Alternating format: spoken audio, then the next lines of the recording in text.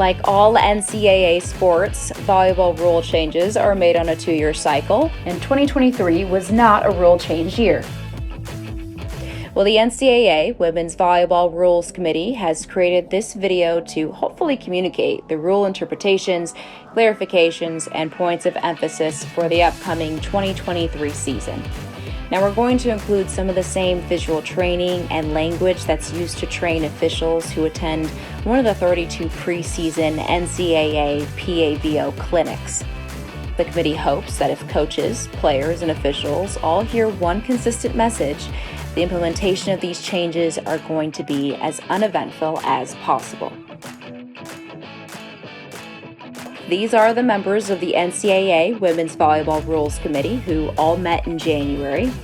The committee meets in person each January, and in even-numbered years, the committee reviews all the rules and considers rule changes for the coming season. In odd-numbered years, the committee develops rules clarifications, points of emphasis, and discusses new trends and topics for possible future consideration. Every year, the committee reviews all rule change proposals that have been submitted by coaches and administrators, as well as the results of the coaches' survey and injury reports. In addition to the in-person meeting each January, the committee also has monthly conference calls during the volleyball season.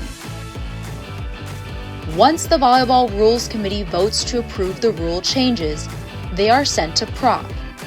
That's Playing Rules Oversight Panel, which is an NCAA committee that reviews rules for all NCAA sports. The panel is charged with considering things like financial impact, safety issues, or concerns about image of the game. Once they approve the rule changes, those rules are then put into effect. So let's review the representatives that make up the committee as of September 1st, 2023. As you can see, there are 8 voting members on the Rules Committee. 4 are from Division I, and there are 2 each from Division II and Division III. Now, terms for committee members begin on September 1st each year, and there is staggered rotation of terms.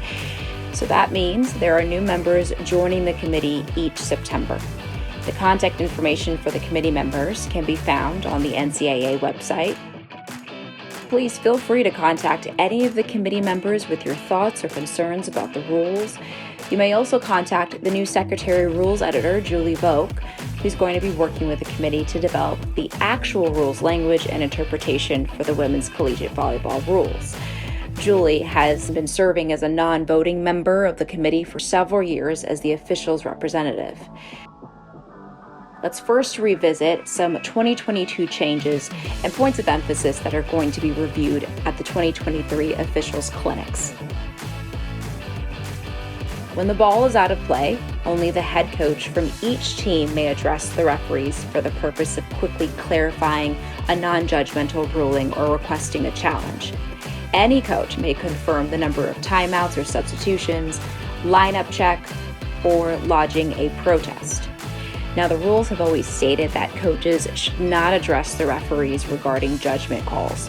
The rule further states now that only the head coach can clarify a non-judgment ruling or request a challenge. Any coach can still request substitutions, lineup checks or timeouts, and confirm the number of timeouts or substitutions used or lodge a protest. For conference matches only, the host may use the entire playing area for promotional activities with the following guidelines. For the intermission between all sets, the court must be cleared with a minimum of 30 seconds remaining on the countdown clock. Conferences may determine the length of the promotional activities at their discretion, provided the court is clear with 30 seconds remaining on the countdown clock. The full court may be used for promotional activities, with the exception of spirit squads. Now, if the visiting team's half of the playing area is used, the home team's playing area must be used. Team huddles must be protected from errant balls and objects. All non-conference matches must follow Rule 8.4 without exception. Please note that this exception to the rules can be adopted by a conference for conference matches only. So non-conference matches must follow the rules as written. The court must be cleared for warm-ups with 3 minutes remaining, and for the interval between sets. Only the home team's court can be used for promotional activities. This has been and is going to continue to be in effect for this 2023 season. Back row setter, taking it over on 2. Why is this so difficult for officials to call? Well, the officials are in the worst position to see it. It happens too fast, the setter was too far from the net, and they're not sure we let it go. Well, coaches see this play from their end zone scouting camera, which provides a completely different view than the first referee's position. Taking it over on 2. The officials' training, they make sure the ref's stand is at the proper height. They observe the setters from a position off the net. They look for the trajectory of the ball. There's lateral flat trajectory that more likely is to be legal, and downward trajectory more likely to be illegal. Now let's see how hard this call is to make. It looks like the ball was clearly above the height of the net and a fault occurred. So let's look at the exact same play from one end zone. As you can see, the ball does seem to be above the height of the net.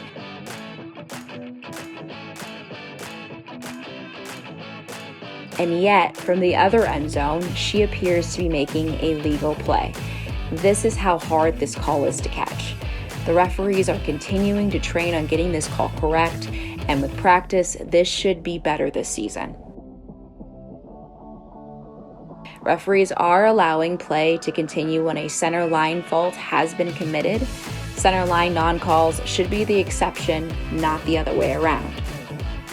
Now, the Rules Committee wants this to be an officiating point of emphasis this season and feels referees are sometimes not using good judgment on center line decisions. So let's review the center line rules. Encroachment into the opponent's court with any part or parts of the body is permitted, provided some part of the encroaching extremity remains in contact with or directly above the center line, and there is no interference with the opponent. This is the traditional center line rule. Please note that opponents can be legally on the center line at the same time.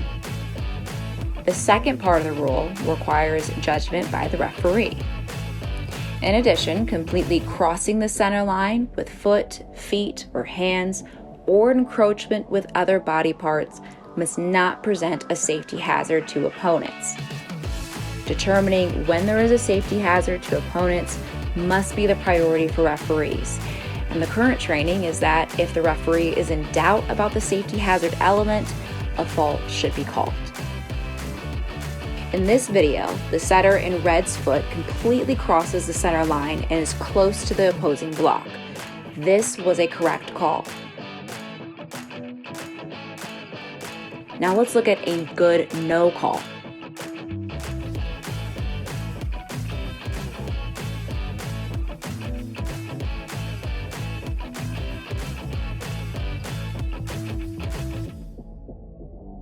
After accepting a challenge, the referee is informed that a camera or cameras has a mechanical failure. The referee will inform the challenging coach of the failure, and the coach must decide if they want to continue with the challenge using the remaining cameras or withdraw the challenge. Now, when the referee determines that there is a mechanical failure after accepting a challenge, the challenging coach is then informed, but the decision about whether to continue with the challenge should not take a long time, and it should not be a long discussion. For example, the referee can say, "Coach, do you want to continue with the challenge, or do you want to withdraw the challenge?"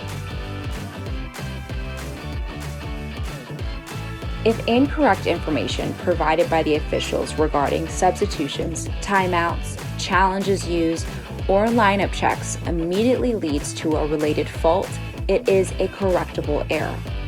For example, here Team A asks for a lineup check and is told that player number 5 is the next server. Well, immediately after number 5 serves the ball, the scorer states that Team A has had an incorrect server, and number 7 should have been the server. Team A has not committed a fault, so that rally should be replayed with 7 serving. Let's look at other examples. Team A's coach asks how many substitutions they have used, and the second referee informs the coach they have 2 remaining substitutions. Well, the coach substitutes number 3, a defensive specialist, for number 5, an outside hitter. 3 rotations later, the coach wants to substitute number 5 back into the game. Well, the scorer informs the second referee that Team A has used 15 substitutions and has no subs remaining. The coach is very upset because of the incorrect information given by the second referee. The second referee denies any additional subs for Team A. This is a very unfortunate situation. However, since the wrong information was given 3 rotations ago, it's not immediate and therefore not correctable. The additional substitution to return number 5 to the game is going to be denied. Here's another correctable error scenario. The Team A's coach asks how many substitutions they have left, and the second referee informs them they have 1 left. Well, the coach requests a substitution, number 8 for number 2. On contact of the serve, the scorer shouts "problem" and informs the second referee that Team A had used all 15 substitutions before the last sub entered. Well, the second referee has number 8 exit the court and instructs number 2 to return to the court. The serve is then replayed. In this situation, the second referee is correct. Wrong information was discovered immediately, so the serve is replayed. No delay sanction is awarded unless the coach delays the resumption of play by arguing or discussing the situation. We appreciate all your time and patience for watching this video. Good luck and have a great season.